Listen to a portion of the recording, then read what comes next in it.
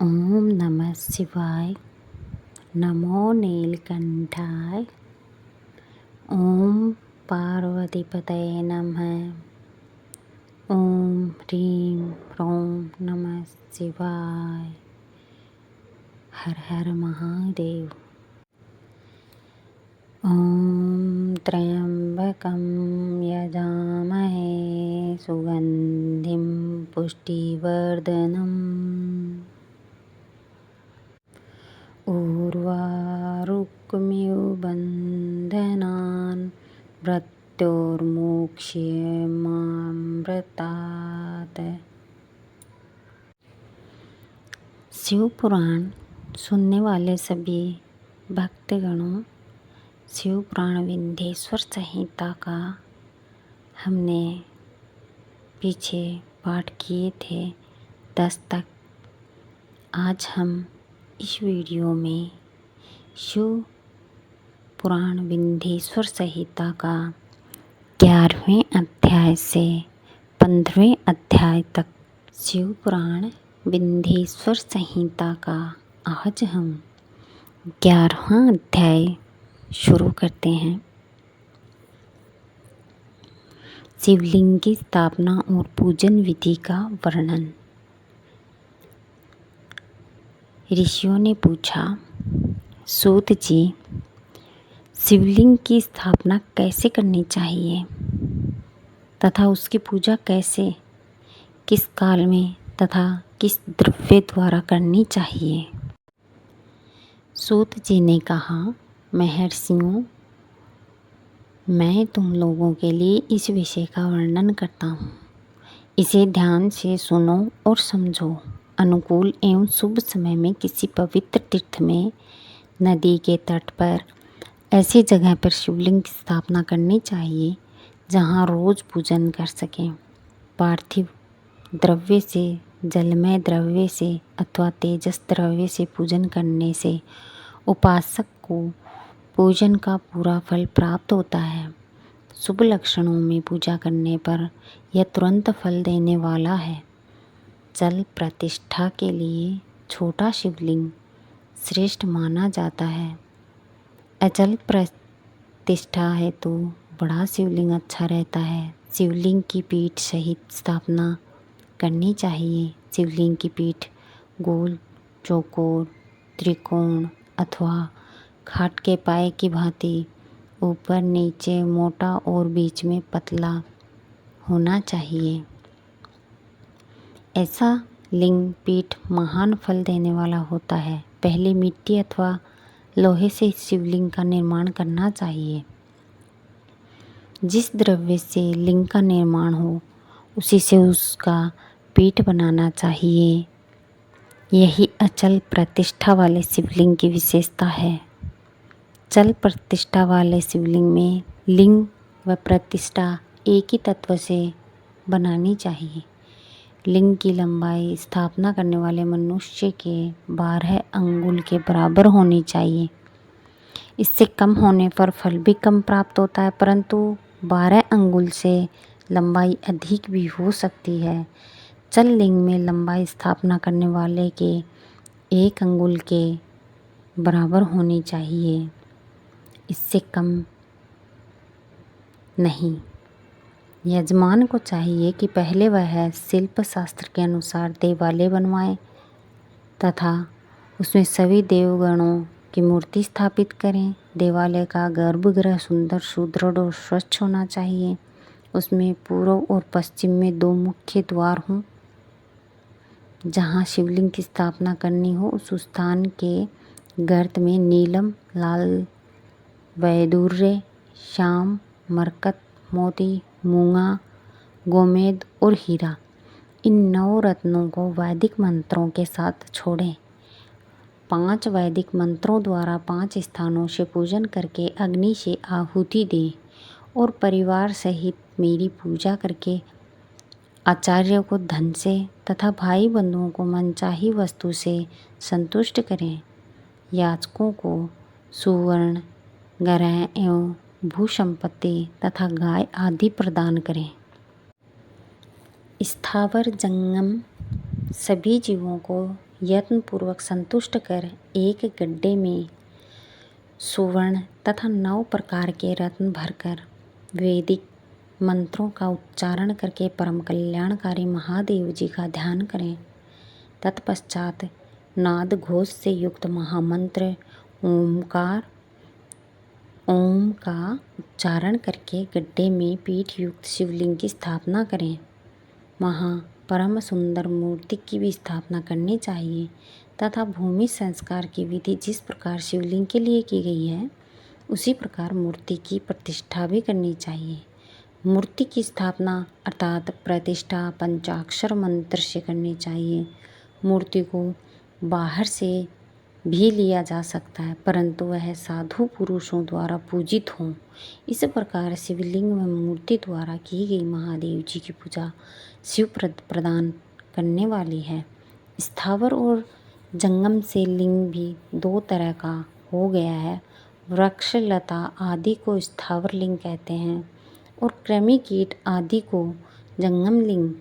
स्थावर लिंग को सींचना चाहिए तथा जंगम लिंग को आहार एवं जल देकर तृप्त करना चाहिए।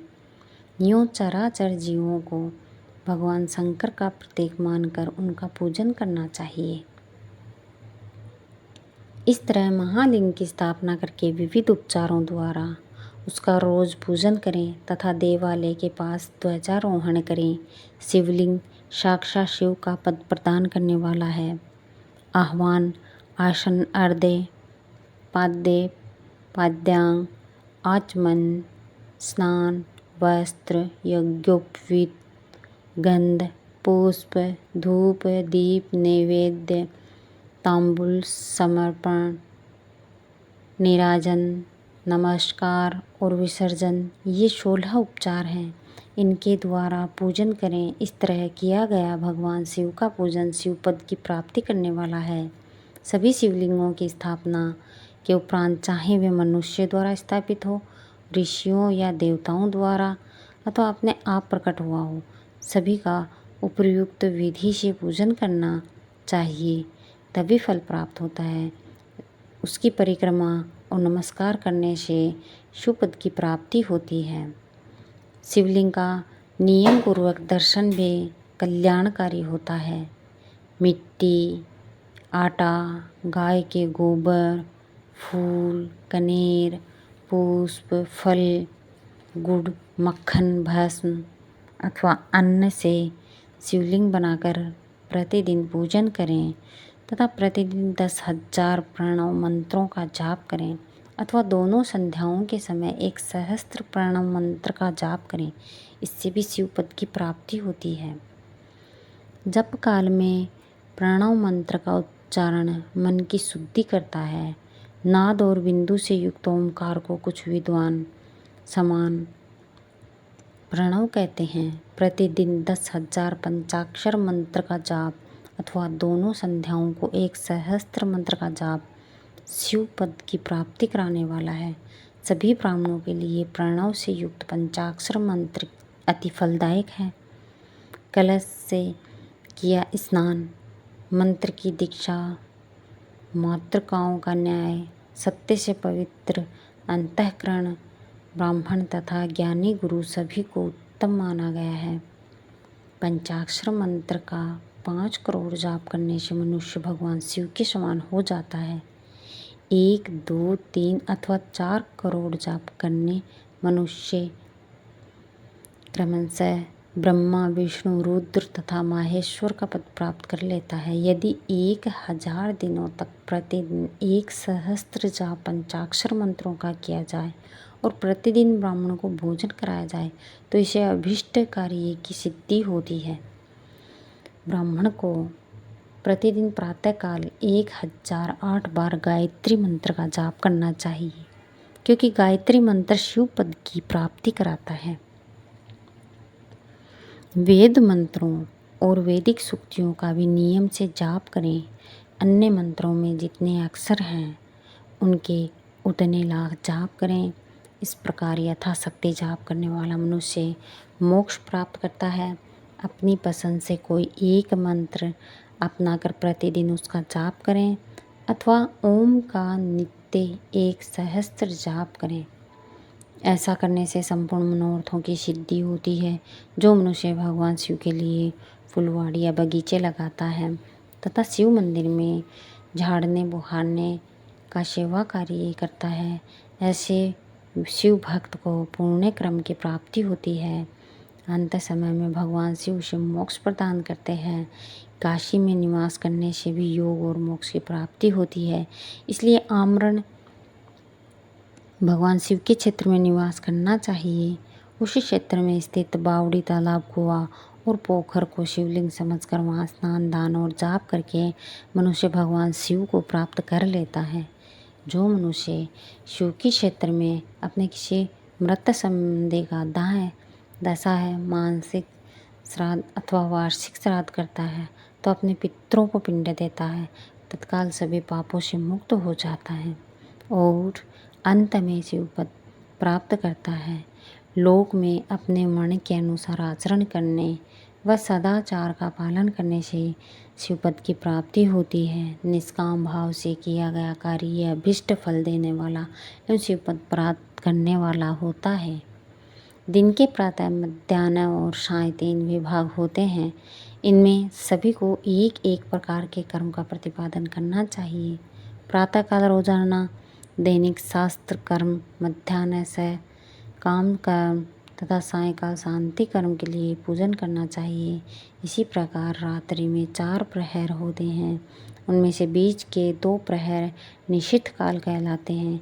इसी काल में पूजा करनी चाहिए क्योंकि यह पूजा अभीष्ट फल देने वाली होती है। कलयुग में कर्म द्वारा ही फल की सिद्धि होगी। इसी प्रकार विधि पूर्वक और समयानुसार भगवान शिव का पूजन करने वाले मनुष्य को अपने कर्मों का पूरा फल मिलता है। ऋषियों ने कहा, सूत जी, ऐसे पूर्ण क्षेत्र कौन कौन से हैं जिनका आश्रय लेकर सभी स्त्री पुरुष शिवपद को प्राप्त कर सकते हैं? कृपया कर हमें बताइए।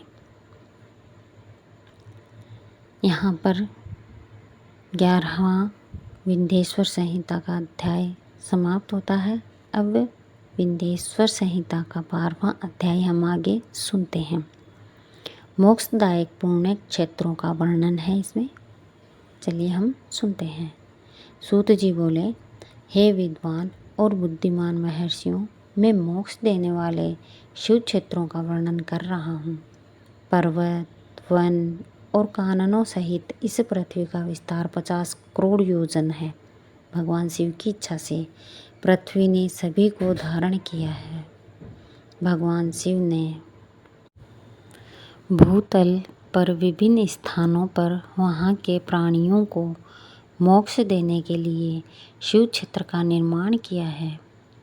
कुछ क्षेत्रों को देवताओं और ऋषियों ने अपना निवास स्थान बनाया है, इसलिए उसमें तीर्थत्व प्रकट हो गया है। बहुत से तीर्थ ऐसे हैं जो स्वयं प्रकट हुए हैं। तीर्थ क्षेत्र में जाने पर मनुष्य को सदा स्नान, दान और जाप करना चाहिए, अन्यथा मनुष्य रोगी, गरीबी तथा मुक्ता आदि दोषों का भागी हो जाता है।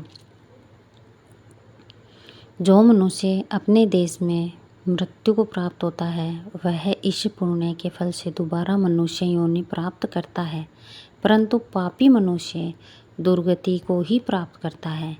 हे ब्राह्मणों, पुण्य क्षेत्र में किया गया पाप कर्म अधिक दृढ़ हो जाता है, अतः पुण्य क्षेत्र में निवास करते समय पाप कर्म करने से बचना चाहिए। सिंधु और सतलज नदी के तट पर बहुत से पुण्य क्षेत्र हैं। सरस्वती नदी परम पवित्र है और 60 मुख वाली है, अर्थात उसकी 60 धाराएं हैं। इन धाराओं के तट पर निवास करने से परम पद की प्राप्ति होती है। हिमालय से निकली हुई पुण्य सलीला गंगा 100 मुख वाली नदी है।